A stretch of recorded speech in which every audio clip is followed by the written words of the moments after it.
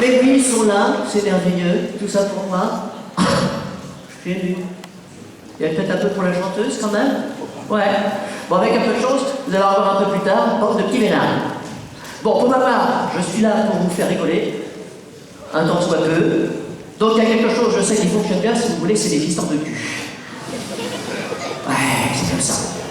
Alors attention, je vais vous raconter une histoire de cul, c'est mon histoire de cul à moi. C'est pas n'importe quelle histoire. Non, c'est même une histoire que j'ai eue d'ailleurs avec un ami. C'est pas non plus n'importe quel ami, hein. Non, attention, cet ami-là, si vous voulez, c'est un professionnel de la fesse, un trou qui prose, un poète du trou qui fouette. Bref, j'ai nommé mon ami le proctologue. Bon, si je dis mon ami le proctologue, bon, c'est qu'à 9 degrés d'intimité, je vois difficilement comment je pourrais faire autrement pour le citer ainsi. Et même si j'aime élargir mon cercle d'amis, bon, lui, du coup, sera un ami qui aura élargi mon cercle, vous voyez? Bref, l'histoire a commencé tout bêtement, dans l'ordre de démangeaison de l'arrière-train. J'avais les fesses, quoi. Du coup, je suis allé machinalement sur Internet, sur un moteur de recherche. Donc j'ai tapé tout bêtement démangeaison anale. Et donc là, j'ai appris qu'il fallait un proctologue. Ouais.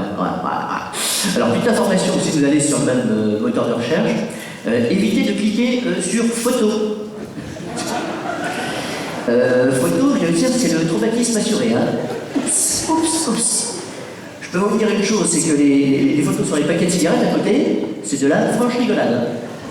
Pas de balle. D'ailleurs, si demain fumer provoque des hémorroïdes, je vais mettre les photos, je peux vous assurer qu'il y en a beaucoup arrêté de fumer. Hein. Ah, c'est clair. Bref, ceci étant dit, ceci étant fait, donc j'allais prendre rendez-vous, donc j'allais directement dans les pages jaunes. Oui, ils n'ont pas fait les pages marron. Les choses qui arrivent, et donc j'avais pris rendez-vous, et donc je me rendais chez mon ami le proctologue, serein, bien entendu. Alors, serein, ça c'est peut-être un peu oublié la salle d'attente. Bon, la salle d'attente, ceci dit, excusez-moi, j'ai un morceau de scotch qui me... Donc là, oui, là-bas. Donc la salle d'attente, absolument rien à dire, hein.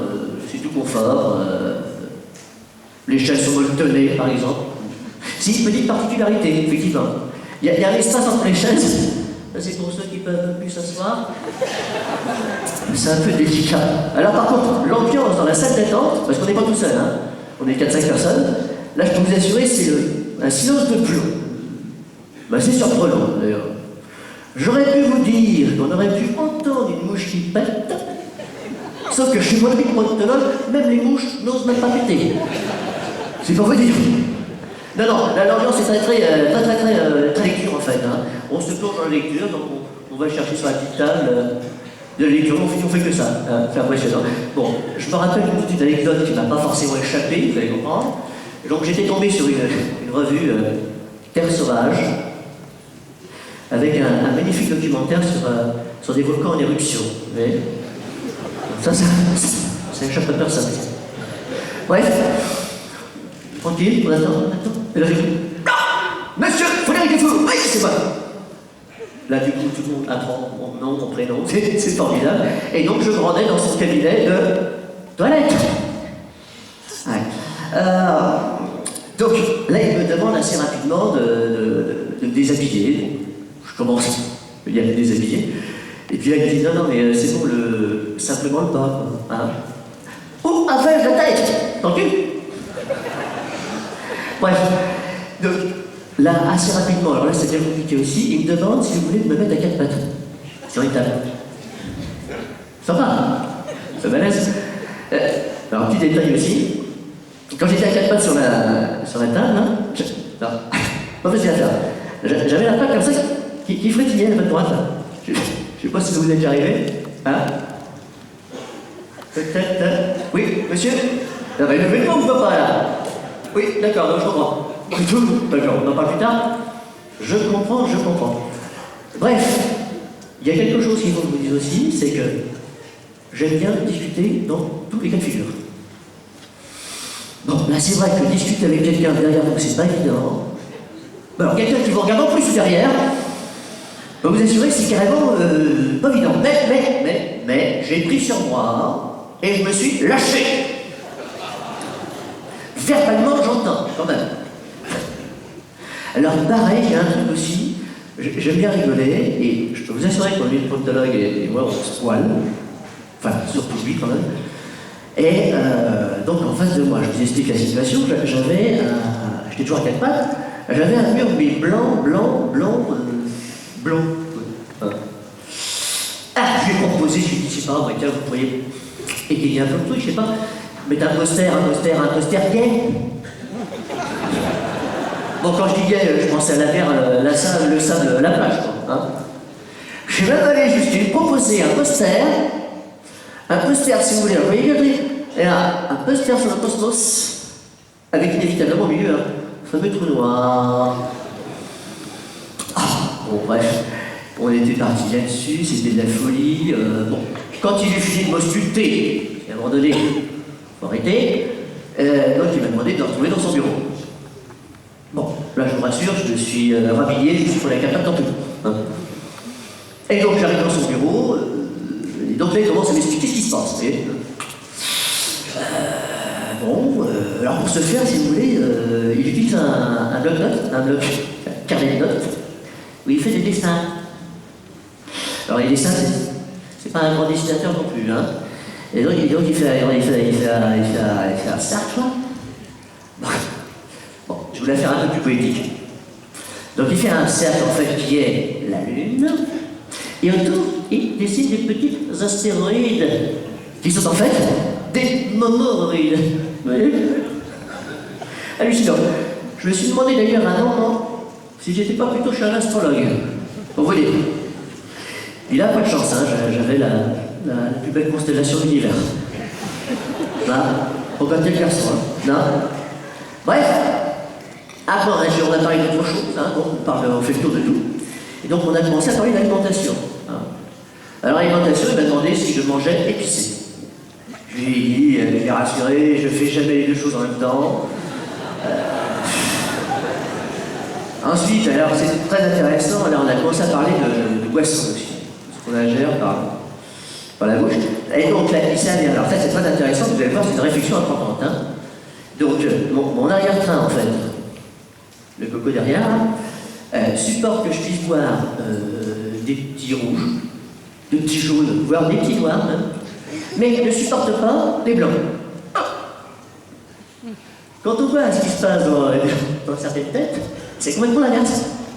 Hein? Impressionnant. Ben, en même temps, on peut pousser la réflexion et dire que de toute façon, dans les deux cas, mon arrière-train ou dans ces têtes-là, ce qu'il en sort, c'est de la merde. Ben oui. Bref, la discussion donc s'est terminée un petit peu là-dessus. Et après, c'est une grande réflexion sur la nature humaine. Et puis, cette observation un petit peu comme ça des gros types de la guerre des étoiles. Donc, il me proposait de prendre un nouveau rendez-vous. Hein.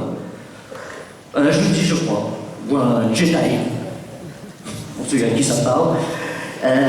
Donc, bon, bref, le rendez-vous était pris. Alors, il m'explique quand même assez rapidement. Il me dit le prochain rendez-vous, on va cryogéniser les fameux momoroïdes.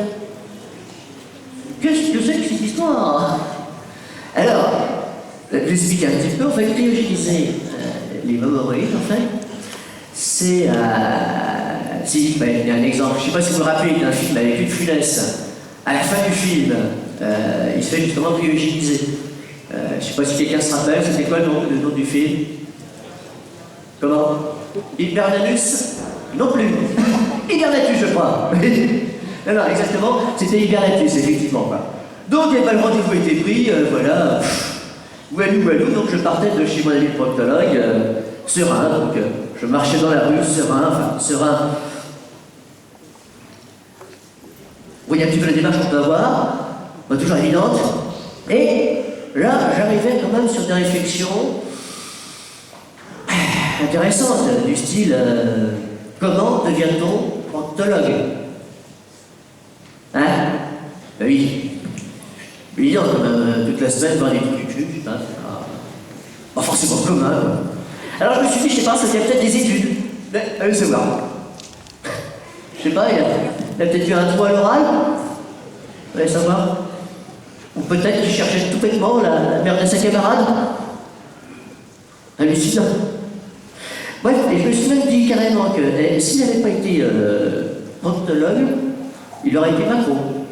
Bah oui, dans les deux cas, quand même, ils se font de l'argent avec le cul des autres. Hein. Ah, ce qui n'est pas faux. Bref, non, c'était une expérience effectivement intéressante, faut voir. Quoi qu'il en soit, il faut vous dire que c'est quelqu'un de très sympathique et de toute façon, cette expérience, elle restera pour moi effectivement marquée dans les annales. Enfin, c'est sûr. Qu'est-ce que vous voulez que je vous dise, quoi ouais, par contre, c'est quelqu'un aussi qui est très très bonne compagnie. Ouais. Super compagnie. Même d'ailleurs, je vous souhaite de l'avoir chez vous dans une soirée. C'est sympa. Ouais.